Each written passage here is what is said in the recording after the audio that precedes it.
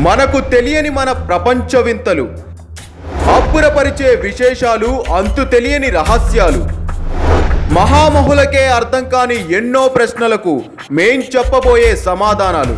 Special series త్వరలో.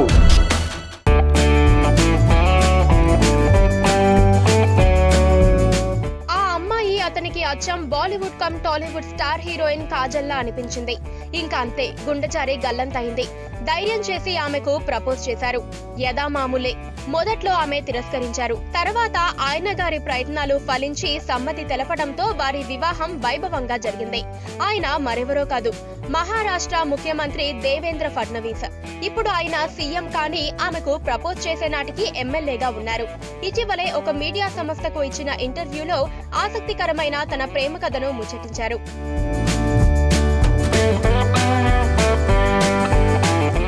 తన భార్య అచ్చం కాజల్లా ఉంటుందని, మొదట్లో తన ప్రేమను తిరస్కరించిన తర్వాత గ్రీన్ సిగ్నల్ ఇచ్చారన్నారు.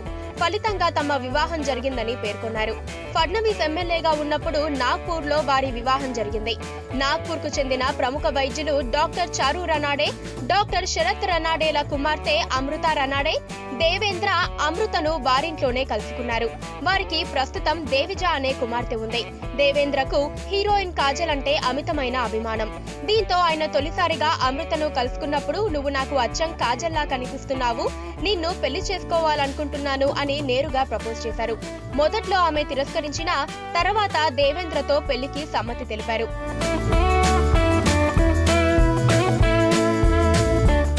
దీంతో నాగ్పూర్ లోని బొటానికల్ గార్డెన్ లో వారి వివాహం వైభవంగా జరిగింది. అతిరథ మహారథులందరూ వీరి వివాహానికి హాజరై నూతన జంటను ఆశీర్వదించారు.